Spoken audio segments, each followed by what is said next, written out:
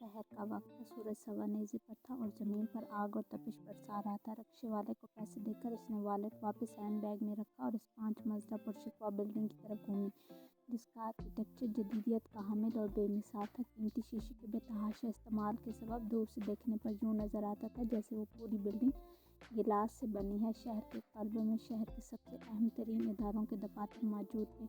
वहाँ करीब जवार में मौजूद इमारतों में वो इमारत एक शान से सर उठाए खड़ी अलग ही नज़र आ रही थी। गरूर तकब्बुर से खड़ी इमारत इसके कद से बहुत ऊंची थी। अपनी हैसियत और इस जगह की हैसियत का फ़र्क इस पर पूरी तरह वाज़ेह था।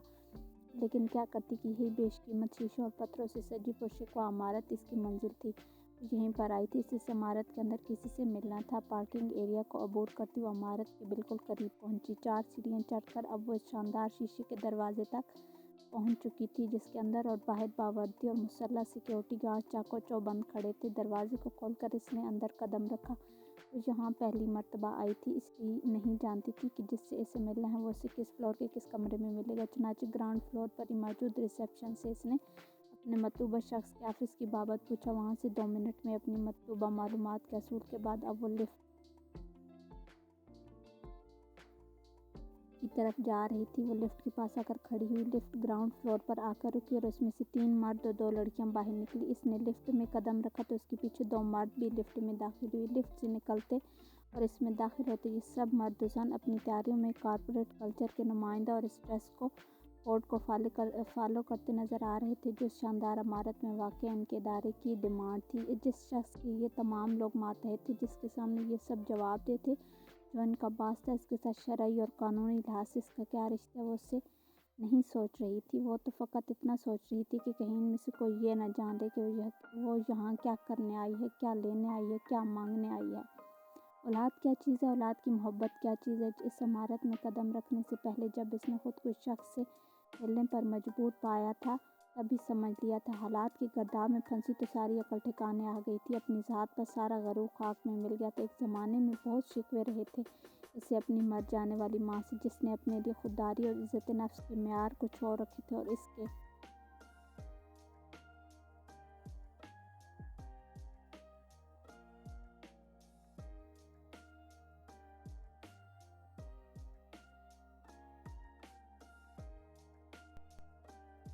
लिए कुछ और। इसके लिए अपनी उम्र भर की सारी खुददारी, सब अना वकार की बातें खुद ही मिट्टी में मिला डाली थी। मगर माँ से ये तमाम शिकवे तब तक थे जब तक खुद माँ ना बनी थी। खुद माँ बनी तो जान लिया था कि औलाद की मोहब्बत ऐसी ही जालिम चीज़ है जो इंसान को इज़्ज़त नफ्स, खुददारी, अना जैसे तमाम अल्फाज एक पल में भुला देती है। और जहाँ वो खुद अपनी अना, इज़्ज़त नफ्स और खुददारी को पामाल करके अपने ही पैरों तले कुचल कर चली आई थी। अगर अपनी बेटी की ज़िंदगी के वजह से अपनी जान देना पड़ती, दे देती। अपनी इज़्ज़त, अपनी आबरू कुर्बान करना पड़ती, कर देती। जान और आबरू से तो कमतर ही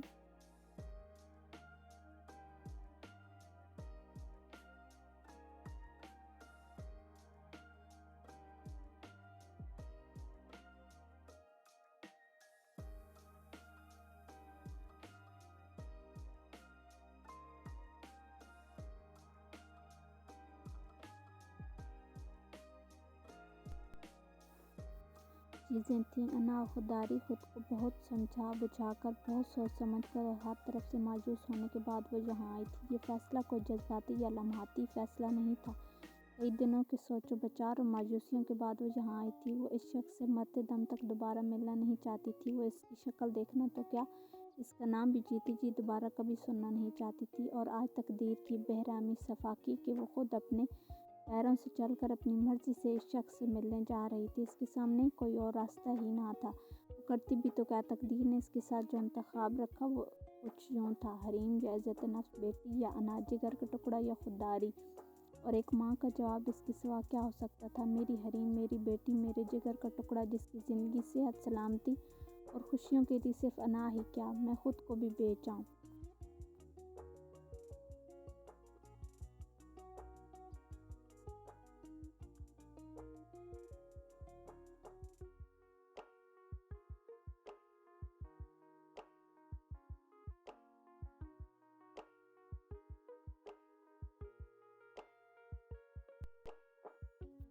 मगर बेटी की सलामती के लिए अपनी इज्जत व वक़ार की पामाली का फ़ैसला कर लेने के बावजूद इस इमारत में पहला कदम रखती इसके अंदर की औरत चिल्ला चिल्ला कर रोने लगी थी। क्यों क्यों क्यों आखिर क्यों जाऊँ मैं इस शख्स के पास? आखिर क्यों इसने मेरी इज्जत मेरी आबरू पर उंगली उठाई थी? इसने मुझे धुतकार दिया था। फिर क्यों जाऊँ मैं इस जालिम और सफाक इंसान के दर पर?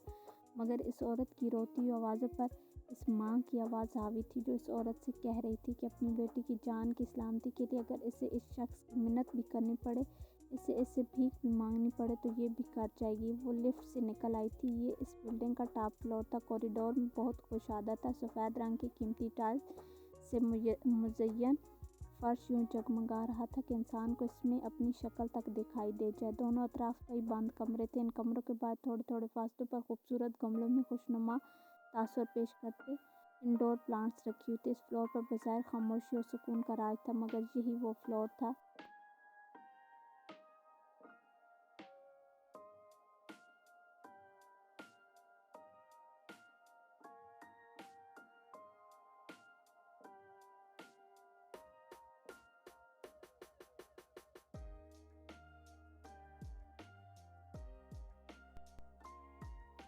जो इस कंपनी के इख्तियारात और अहकामात का मंबा और मरकज़ था। इस फ्लोर पर तमाम डायरेक्टर्स और बोर्ड मेंबर्स के ऑफिस थे। ये पावर फ्लोर था और इस पावर फ्लोर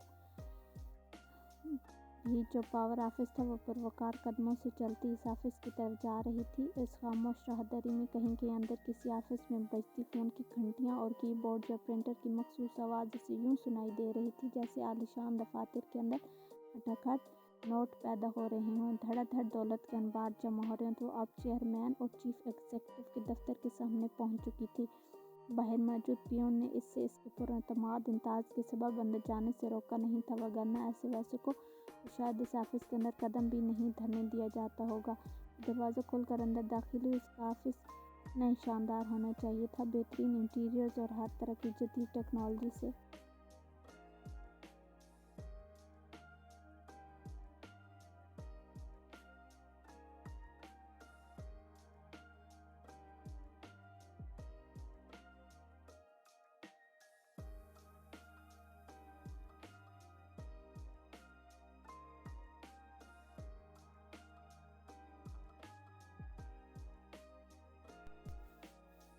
रास्ता। इस ऑफिस के अंदर अलग अलग मेज़ों पर दो खुश लिबास और अच्छी सी शख्सियत की हामिल सेक्रेटरीज काम कर रही थी। दोनों की मेज़ें जदीद तरीन कंप्यूटर और कई तरह के जदीद तरीन टेलीफोन सेट से मुज़य्यन थीं। दोनों बैक वक्त कंप्यूटर पर ही अपने अपने कामों में मसरूफ़ थीं और साथ ही वक्तन फ़वक्तन बजती फ़ोन की घंटियों पर भी ध्यान दे रही थीं। वो इस इब्तदाई मरहले पर ही अंदर से ख़ुद को अपनी जगह से बहुत ज़्यादा कमतर महसूस करने लगी थी। इसने दोनों सेक्रेटरीज की तरफ देखा। इसके अंदर दाखिल होने को उन्होंने महसूस न किया हो, ये किस तरह मुमकिन था, लेकिन इन दोनों ने अपने अपने कामों से सर उठाकर इसे देखना गवारा नहीं किया था। इन दोनों जदीदियत की नुमाइंदा मगर बेवजह के लिबास में मलबूस ख़वातीन के अंदाज में फ़ख्र व ग़रूर नुमायां था। वो इनमें से एक मेज़ के सामने आकर खड़ी हो गई। इसने टाइपिंग रोक कर इसे देखा तो ज़रूर, मगर मुँह से कुछ कहना गालिबन मुनासिब नहीं समझा।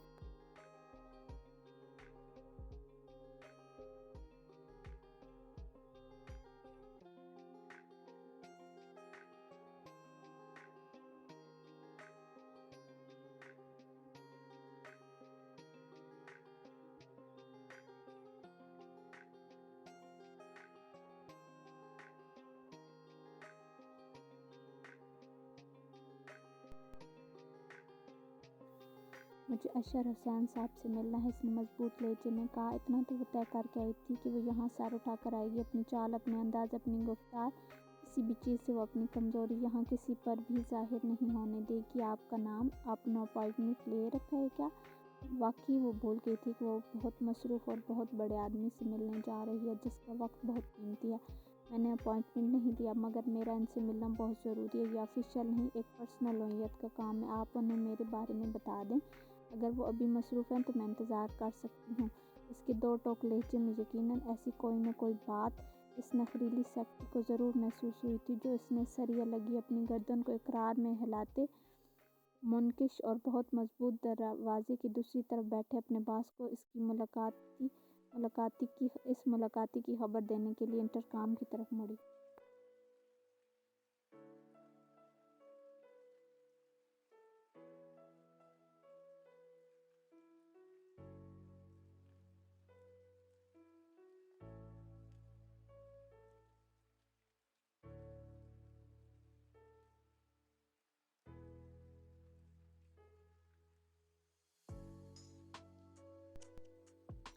میم آپ کا نام حریم، اس نے اسپاٹ چہرے کے ساتھ بظاہر بہت سادہ اور عام سے انداز میں اپنا تعارف کروایا تھا، اور ساتھ ہی دل میں ایک بار خود کو یہ یاد دلایا تھا کہ وہ یہاں خیر احسان نہیں، حریم حسین کی ماں کی حیثیت سے آئی ہے۔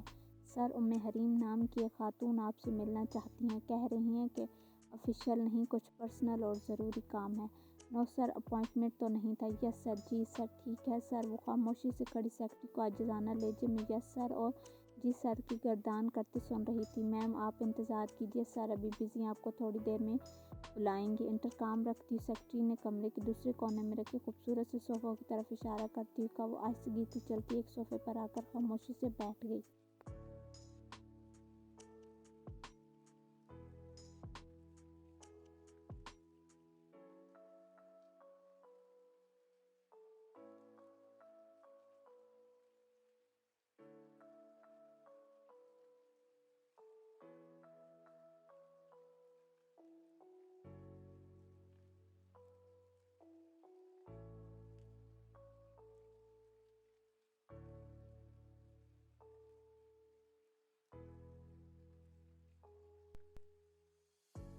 ایک دو تین گھڑی میں آگے بڑھتا ہر اگلا سیکنڈ اس کے اعصاب کو توڑ رہا تھا۔ اس کے اندر شدت سے خواہش ابھر رہی تھی کہ اچانک کہیں سے کوئی غیبی مدد آ جائے، اتنی بھرپور کہ اسے اس شخص کی مدد کی کوئی ضرورت باقی نہ رہے۔ اس کی حریم ایک دم ہی مکمل طور پر صحت یاب ہو جائے۔ وہ گرد و پیش سے انجان اور لاتعلق اپنے اندر کی جنگ میں الجھ رہی تھی۔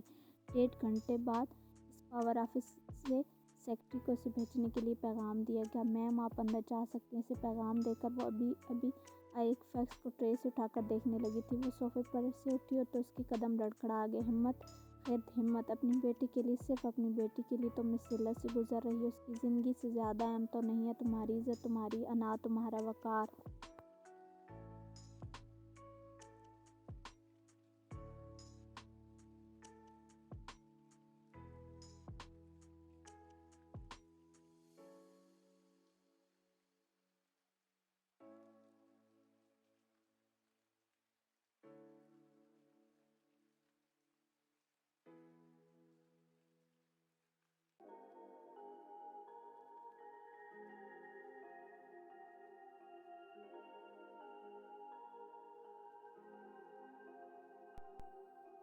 اس نے دروازے کی طرف جانے کے لیے قدم اٹھایا، لیکن وہ ابھی تک جاننے اور نہ جاننے کی کشمکش میں تھی۔ اچانک پیڈیاٹرک سرجن کی پیشہ ورانہ لب و لہجے میں کہی بات اس کے ارد گرد گونجی۔ آپ کی بیٹی کی زندگی خطرے میں ہے، اس کی جلد از جلد اوپن ہارٹ سرجری ہو جانا چاہیے۔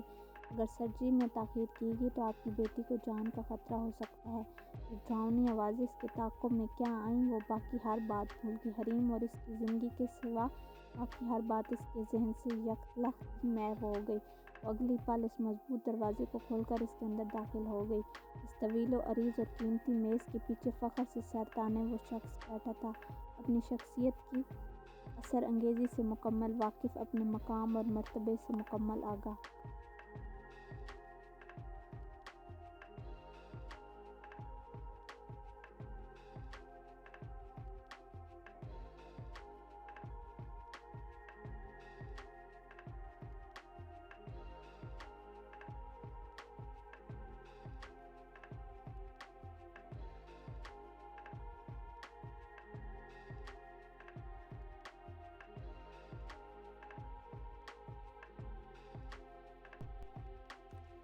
سیاہ رنگ کا زبردست قسم کا Italian suit, designer silk tie, قیمتی ٹائی پن اور کف لنکس، دائیں ہاتھ میں سلور کلر کا ڈیزائنر قلم جس کی مدد سے سامنے میز پر رکھے کاغذ پر وہ کچھ لکھ رہا تھا، بائیں ہاتھ میں ریسیور جو کان سے لگا تھا اور جس پر کسی سے بڑی مصروفیت کے عالم میں گفتگو ہو رہی تھی، جن کی زندگیاں خوشیوں اور خوشحالیوں سے عبارت ہوں۔ وقت ایسے لوگوں کو چھوئے بنا گزر جاتا ہے، اس نے سوچا تھا۔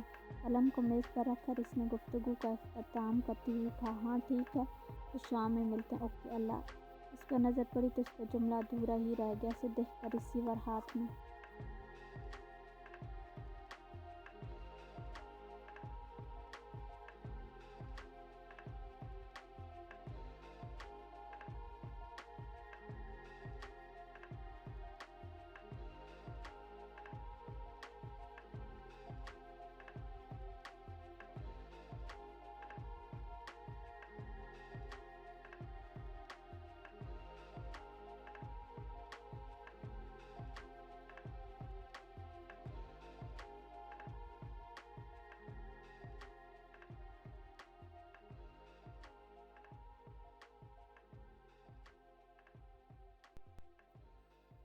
लिए। एक पल के लिए तो वो बिल्कुल ही खामोश हो गया। वो एक एक कदम पुरवकार अंदाज में उठाती पूरे एतमाद के साथ उसकी मेज़ के ऐन सामने आ खड़ी। उसने रिसीवर एकदम ही पूरी कुव्वत से क्रेडल पर पटका और अपनी कुर्सी से खड़ा हो गया। इसकी कुछ कहने से पहले वो पुरसुकून लहजे में बोली, आप मुझसे शदीद नफरत करते हैं और मेरी शक्ल देखने की भी रवादार नहीं है। ये बात मैं जानती हूँ, लिहाजा अपनी एनर्जी ज़ाया मत कीजिए। मैं आपसे कुछ ज़रूरी बात करने आई हूँ और ज़्यादा वक्त नहीं लूँगी। आप घड़ी देखिए, मैं 10 मिनट के अंदर अंदर यहाँ से चली जाऊँगी।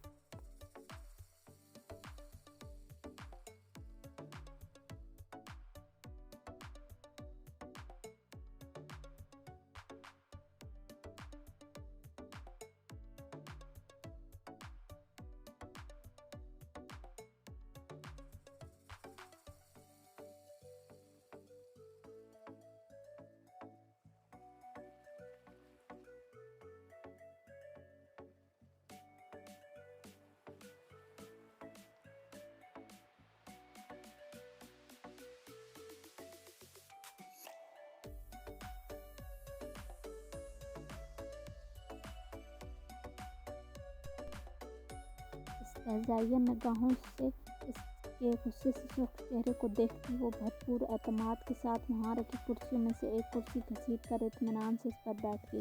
इसके गुस्से को ज़रा सी भी अहमियत दिए बगैर इसने हाथ में थामी फाइल खोलकर इसमें से एक कलर तस्वीर निकाली और इसे मेज़ पर हाथ आगे बढ़ाकर इसके सामने रख दिया। ये मेरी 4 साल की बेटी हरीम हुसैन की तस्वीर है। बदकिस्मती से मेरा इस बेटी को दुनिया में लाने का सबब आप हैं। नाना, ये मत समझे कि मैं आपसे अपने किरदार की कोई गवाही लेने आई हूँ। क्या आप इसे अपनी औलाद मानकर मेरे किरदार को सुरखरुई अता फरमा दें? यहाँ तो बात हो रही है मेरी बेटी के बाप की। ये इसका बुनियादी और कानूनी हक है कि इसका बाप इसे अपनी औलाद माने। मेरी बेटी बहुत बीमार है, इसकी हार्ट सर्जरी होनी है। मेरा आपके पास चाहने का महज इतना ही मकसद है कि मैं अपनी बेटी को इसके अमीर और कबीर बाप से वो पैसा दिलवा सकूँ जो उसके इलाज के लिए दरकार है।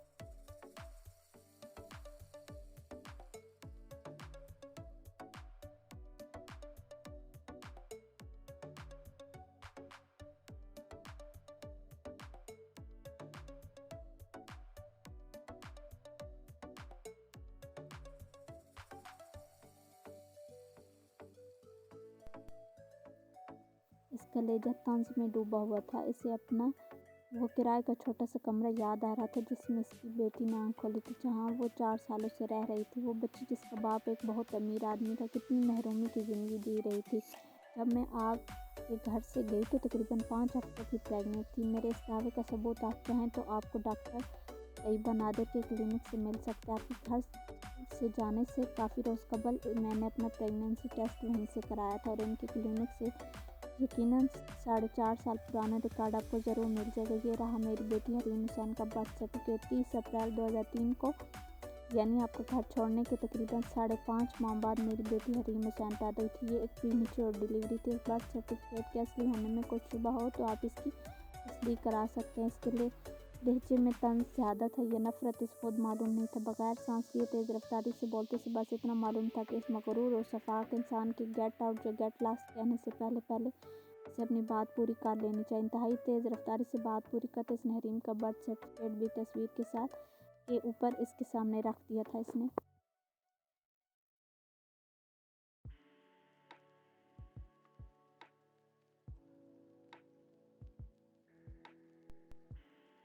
जिस तरह तस्वीर को नज़र उठाकर ना देखा था, इसी तरह इस बर्थ सर्टिफिकेट को भी ना देखा। वो अपनी कुर्सी के सामने दोनों हाथों की मुट्ठियां भैंचे खड़ा था। और ये रहा मेरी बेटी हरीम हुसैन का ब्लड ग्रुप। इसने एक और कागज़ इसके आगे धरा। मेरी बेटी का ब्लड ग्रुप बी पॉजिटिव। शायद आपको याद हो कि बी पॉजिटिव मेरा ब्लड ग्रुप नहीं, बी पॉजिटिव खिज़र आलम का ब्लड ग्रुप भी नहीं था। हाँ, ये आपका ब्लड ग्रुप ज़रूर है। अगरचे आप ये कह सकते हैं कि ब्लड ग्रुप मैच कर जाना इस बात की ज़मानत नहीं कि आप ही मेरी बेटी के बाप हैं, मगर ब्लड ग्रुप का मैच होना बहरहाल मेरे दावे के हक़ में एक पॉइंट बढ़ाता तो है।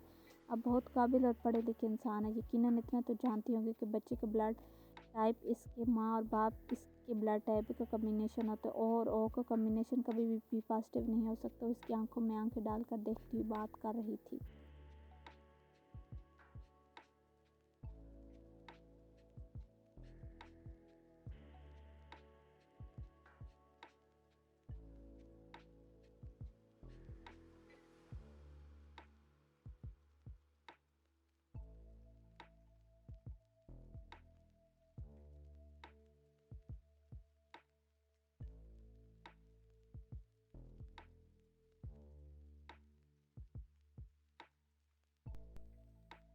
ویسے جو یہ سب باتیں میں آپ سے اس دوستانہ ماحول میں کر رہی ہوں بذریعہ کورٹ بھی کر سکتی تھی۔ میرا کردار چاہے جتنا بھی مشکوک ہو، کورٹ ڈی این اے پیٹرنٹی ٹیسٹ کروانے کا حکم آپ کو دیتی اور پھر فوراً ہی ساری سچائی کھل کر سامنے آ جاتی، مگر آپ ایک عزت دار انسان ہیں۔ کورٹ کچہری میں یقیناً آپ جگ ہنسائی ہوتی۔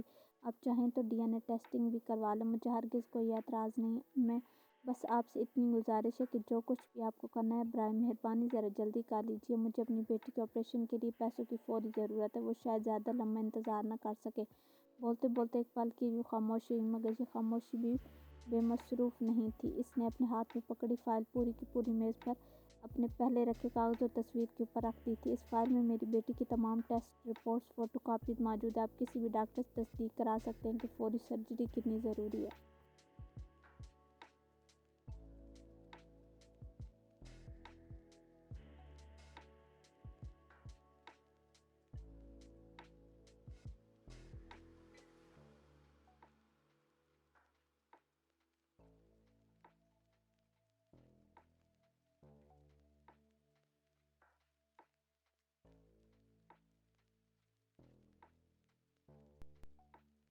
بات ختم کر کے وہ ایک جھٹکے سے کرسی پر سے اٹھی۔ اس پتے پر میں ٹھہری ہوئی ہوں۔ آپ میرے دعوے کی تصدیق میں میری بیٹی کو دیکھنا چاہیں یا اس کے بائیولوجیکل فادر ہونے کی تصدیق کے ڈی این اے ٹیسٹنگ سیمپل کلیکٹ کروانے سے اسے اپنے ساتھ اپنے کسی قابل بھروسہ ڈاکٹر کے پاس لے جانا چاہیں تو مجھے ہرگز کوئی اعتراض نہیں۔ فائل کے اوپر اس نے اس چٹ کا بھی اضافہ کر دیا، جس پر افشین کی امی کے گھر کا پتہ، فون نمبر اور خود اس کا اپنا موبائل نمبر درج تھا۔ یقیناً مجھ سے مل کر آپ کو کوئی خوشی نہیں ہوئی ہوگی، مگر پھر بھی آپ نے مجھے اپنا اتنا قیمتی وقت دیا، اس کے لیے آپ کا بے حد شکریہ۔